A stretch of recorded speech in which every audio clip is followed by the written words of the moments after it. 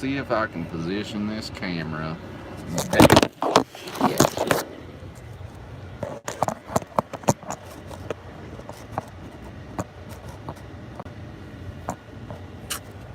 Darn it. God darn it.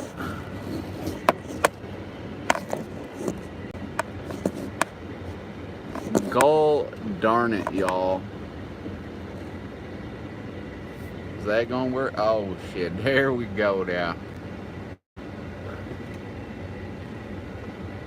How's it going? Hold on, let me turn the heat down a little bit in here real quick. What's up, Kimmy? What's up, Vance? I'm pretty good, y'all. I'm pretty good. I'm pretty darn good, if I say so myself. I've seen a lot of comments, man. People think I'm dead. Oh, Wop, you got me sadly mistaken, my boy. I have not shot that car diddly or whatever you guys want to call it. No, come on now. We all know that's some caparoni. No, your boy has been working a lot. I've been working. That's all I seem to do nowadays, you guys, is work, and then more work. Yeah, I ain't shooting that car diddly, okay? That FIFO 5 fum. No, we're not doing that around here. So yeah, it's very hard for me to even keep up with all the drama. I gave up the Jessica Kent drama a long time ago, but I see little snippets of it here and there, and it further reminds me that I don't need to be involved with that stuff. But yeah, you guys, it's been, honestly, I will say it's been exhausting, because I'm in a sober house. I'm in a place where basically I'm in a sober living. I go to outpatient 5 days a week, and sorry, my windshield wipers are off in the back, but so I'm in outpatient. I go to outpatient 5 days a week, and they pay the rent at my sober house. Basically the sober house rent's like $550 or something like that. But in order to be in the sober house for free, I have to go to treatment 5 days a week. So I'm literally going to treatment 4 hours every day. Then I'm working on top of that. So it's honestly super exhausting. I'm not even gonna lie. Like, I'm kind of getting burnt out on it in that sense, if that makes sense, because it's like literally all I'm doing is like treatment work, and I've been having a lot of health issues. So I've been going treatment, work, doctor's appointments, treatment, work, doctor's appointments, and it's honestly, I'm getting to the point where I'm treatmented out. I've been to treatment so many times. I could basically write the curriculum. I mean, you guys see the bags under my eyes, like, and that's actually probably not from the tiredness, more so it's probably from my health issues. So honestly, I don't know 100% what my health issues are. It's some kind of thyroid related thing. However, they've done my thyroid panels and it's coming up inconclusive. But in order to really get an accurate thyroid reading, you have to go to an endocrinologist, which you need a referral from a main doctor, and the waiting lists are extremely long. So it may be months and months until I figure that out. And I've also started having some minor heart issues too. So not going to get into too many specifics. Actually, I don't even know what the heart issues are. I actually have a cardiogram on my chest, if you guys can see that, and basically it's on my chest for 2 weeks, and after 2 weeks I basically turn it in, and there's a log of my heart rate activity basically, and yeah, They only checked my T3 and T4. So, or no, they checked T3, T4, and TSH. But apparently there's different things. Whoops. Why is my thing being all laggy?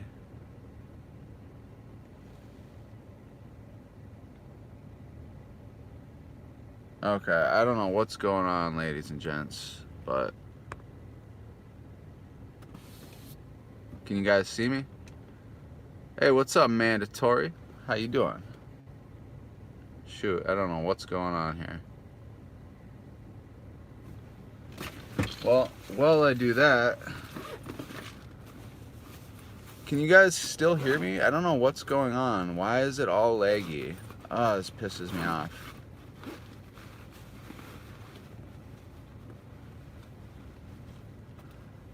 Kimmy said, I was originally diagnosed by an endocrinologist. Sorry.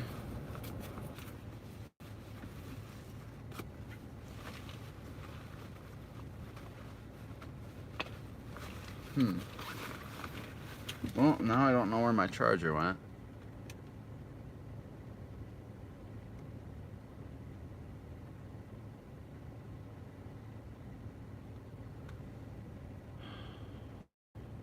What the fuck is wrong? Okay, there we go. Sorry, you guys. So what was I saying? Yeah, no, it's been okay. I see Leah was in the chat. What's up, Leah? But yeah, no, I mean, so it's funny that I put in this video the gifts of sobriety. Let's touch on that for a second, because the gifts of sobriety, it's not always a gift. It's not always it's not always, oh, you stop using and your life gets 100% better. Sometimes it's you get clean and then the wreckage of your past catches up with you. And you know, all these health issues that I'm going through could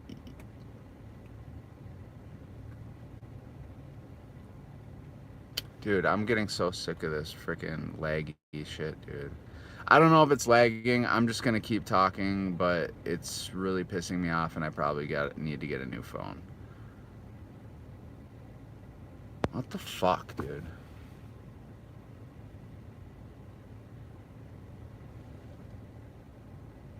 Okay.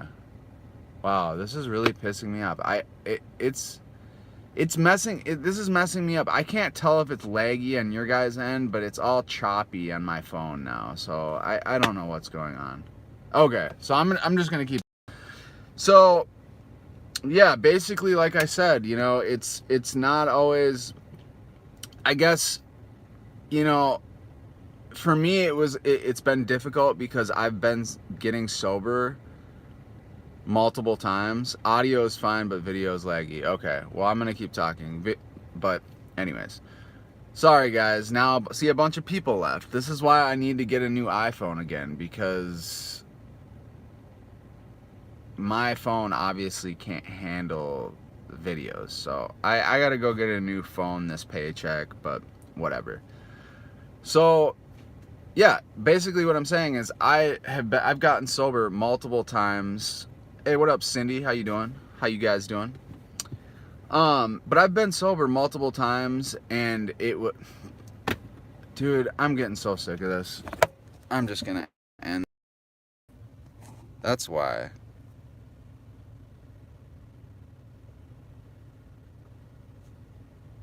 Sorry, you guys. I'm so sorry, dude. I don't know why my phone is so hot right now, but I'm gonna go inside my sober house, though. I really apologize, but I'll keep talking since the audio's on, and hopefully, I think it'll get better once I get into my house with the Wi-Fi.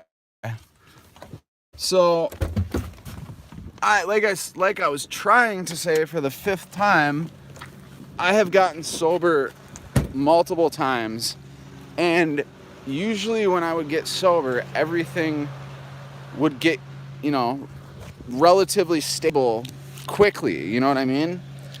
Like physically, mentally, financially, and all that shit. But this time around, it wasn't the case. When I first got back to Buffalo about 3 months ago, I probably shouldn't have said where, well, whatever. When I first got back, okay, so Leah and I broke up initially, right? And this is due to me using. This was due to a lot of issues in my relationship. Trying to come off of Klonopin, which I did, and it was making me extremely, extremely irritable, right? And here's my sober house, you guys. This is my room. Pretty cool, pretty cool. I'm gonna borrow my roommate's charger. But when I got back to Buffalo, you guys, I literally had not a dime to my name. I didn't even have clothes. I didn't have anything. I didn't have clothing. I had nothing, right? No money. My relationship was screwed. There was no trust in my relationship. It was basically, I was on my hands and knees begging my girlfriend to be back with me. She really wanted nothing to do with me, honestly. And it was just, it honestly, you guys, was so terrible. I literally, words cannot describe how the desperation that I felt and what, like, how low my self-esteem was at that point. Because when you're, think about it, so you went from having a place to live, you know, having certain comforts in life. You're used to having a certain amount of money, you know, at certain points having a vehicle, living comfortably, and like having a sense of pride about yourself. Then going to being homeless, using on the streets of Minneapolis, you know, just basically being told that, you know, your girlfriend doesn't want to be with you anymore. And I was on the streets of Minneapolis, homeless, fucked up, and I came back to the city that Leah and I live in. And when I got here, I had no money. I had zilch. I had nada, nothing. And it was like, I remember the first week I was in this sober house, I was like literally just sitting on the bed, like sweating, goosebumps, hot, cold. And I would like look periodically, I would just look at my duffel bag full of like no clothes hardly. I had like one long sleeve North Face shirt, some socks, underwear, and like a couple like dirty white tees. And I just was like so depressed, like, you know, not that like possessions are everything, but like it's a depressing thought when you're like, I have not a dollar in my pocket, I have no clothes, nothing, and I'm at the same time trying to rekindle my relationship with my girlfriend, but I have no confidence, no nothing. You know, it's a hard feeling to describe, but it was emotionally probably, I've had a lot of lows in my life as far as like bouncing back from like using and stuff like that, but I'd have to say, I think I'm almost positive that was the lowest emotionally I've ever been in my entire life. Like, and it wasn't even like it was such an emotional low that like I couldn't even, like, I don't know, I was just like numb. I literally can't explain it. It was such a shitty, low feeling in the world. Like, I literally, like, words cannot describe how I felt. Like, I literally, like, I want to say, like, I didn't want to live, but, like, my emotions were so void that it wasn't even like I wanted to live or die. It was more so just like, it was like, it was like I knew in my head I was too much of a pussy to commit suicide, so I'm like, oh, fuck, I can't even commit suicide. I'm just gonna fucking sit here miserable. This is gonna be the rest of my life. Like, fuck, like, it's very undescribable, but it was, long story short, it was very terrible. And, and then also on top of it, I was going through fentanyl withdrawal and trying to take little pieces of my Suboxone, and it would throw me into precipitated withdrawal. And I dealt with that for like over 3 weeks. So I was going into precipitated withdrawal for over 3 weeks. Yeah, and the health issues too. Like, I had a big lump in my throat from this thyroid shit, which it seems like my thyroid stuff is getting progressively better. But I don't know. I don't know. I've been taking vitamins that are good for the thyroid and stuff like that. I need to get more vitamins this week, speaking of which. But anyways, like I was trying to say, there had been many times before where I had tried to get sober, and things bounced back in a relatively good amount of time. Like, I was able to physically feel better, financially, etc., etc. And this time, I'm doing good financially. As you guys saw, I forgot to say, I was filming from a car. So yes, I have a vehicle now. Oh, ring, ring, ring. Holy crap. Isn't that fucking crazy? Birdman, the other drug story YouTuber, was always giving me shit. You don't even have a car. Well, guess what, Birdman? Now I do. Nah, me and Birdman are actually cool now. Shout out Birdman Drug Stories. It's my new homie. He's actually, you know what's crazy though? Since I have actually gotten my shit since I've gotten my shit together and I've actually gotten sober and got clean, Birdman Drug Stories has been very supportive of me. So I salute you, Birdman Drug Stories. He's actually a really cool dude. He's just a very, like, he has his opinions and he feels very strongly about them, and he did not like me when he thought I was pulling wool over people's eyes on YouTube, which, don't blame the guy. But anyways, what I will tell you about the positives of staying sober, at least from my experience now, if you guys are in relationships, I can say that the relationship I have with my girlfriend has gotten significantly better since I've gotten clean. Like, when I first got back, it was pretty rough. Like, it was pretty terrible. I'm not gonna lie. Like, our relationship was really, really bad. Not to say it's perfect by any means now, but it's a lot better. So I mean, just if anyone's out there and maybe your girlfriend's sober and you're using, and it's just causing all these rifts in your relationship, blah blah blah, like, it, keep at it, and go get some help, try to get clean. It can get better. Like, and then also started working. That helped a lot. It helps, kind of get some structure in your life, and it helps you develop a routine, and get some sense of normalcy in your life. That helped a lot too.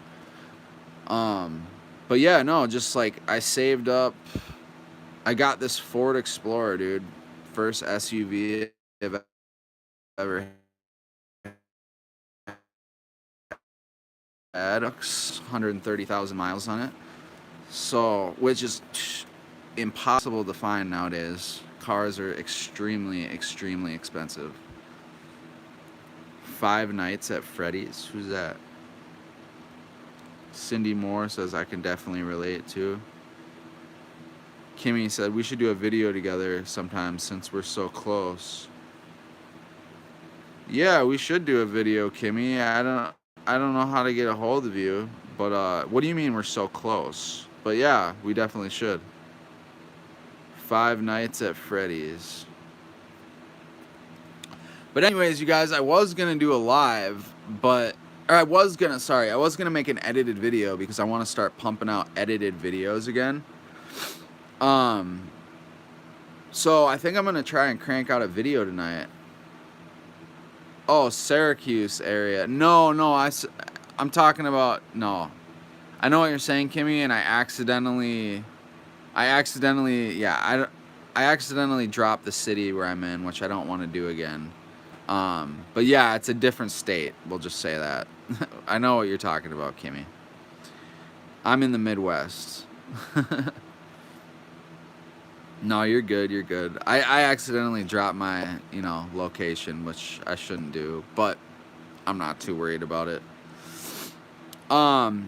So yeah, no, I've seen Daniel from Veterans with Anxiety. He's been dropping a lot of videos lately, so I want to start dropping videos too, you guys. I know I've been slacking, but I've been so damn busy, and my focus has just been in other areas. But I really think now that I really think that I could honestly, I could make a lot of really good videos now that I'm like clear-headed and stuff like that. It's just finding the time is the problem. So I think and like I said, it's just been hard because I go to outpatient 5 days a week. I work, 35 hours a week on top of that. So it's just like, and then I have to like spend time with my girlfriend, and I have a curfew here on an iPhone 7, so kind of makes making videos not that fun. So I want to get a good phone, and I want to start making videos again. So I don't know. Yeah, live streams are way easier. Yeah, like, dude, I honestly, like, in the height of me making my videos, like, I had a really good method of making my pre-recorded edited videos. Like, I had a really good system down. And honestly, I mean, I wasn't making crazy money, but I was making like, I was making like $400 a month in the peak of my YouTube. With videos, like videos like super chats and everything combined, I was making like almost $400 a month. But that was honestly, like, that was me putting in like 40 hours a week, and I was only getting $400 a month. So that's the thing people don't realize is, like, other people think like, oh, these YouTubers, they're begging for money, blah, blah, blah, blah, blah. And it's like, especially if you're an addict in the like addiction, recovery, prison YouTube genre, like, it's very hard to get videos monetized. And so like I said, you could be putting in 40 hours a week and you might only be getting like $100 a week, at most. So I definitely get why people ask for donations. The only time I asked for donations is when I didn't have a job and I honestly, really, truly needed the money. And now that I have a job, I don't ask for donations. I won't ask for donations. People still send me super chats, which I'm greatly appreciative of. But I understand why YouTubers do it, because it's very hard to make money off YouTube. Like, it is very, very difficult. So my suggestion is you're better off just getting a normal job, doing it on the side, and kind of just doing it for your own enjoyment. And then if you pick up a knack and you figure something out, then it'll naturally just come. You know what I mean? What I've considered is, like, I'm very like knowledgeable about how to build a YouTube channel, about how to set up merch shops and stuff like that. I should just build YouTube channels for other people and make money doing that. Honestly, I think that would be the smart move. Because I'm Yeah, in fact, I don't know why I haven't tried to do that, but I really should try to do that. So that's actually a really good idea for a job. But anyways, Kimmy, yeah, that's right. Kimmy, you got a channel. I'm gonna go subscribe to you real quick. I forgot about that. I gotta jump on Kevin's live stream soon. Kimmy said, yeah, I don't even care if my channel grows. I just like interacting with my recovery friends. Yeah, that's what's up. I'm gonna take off, you guys, because I gotta get my schedule set for the next week. But I love you guys, my diehard subscribers. I mess with y'all. At least I saw 16 of you guys in here.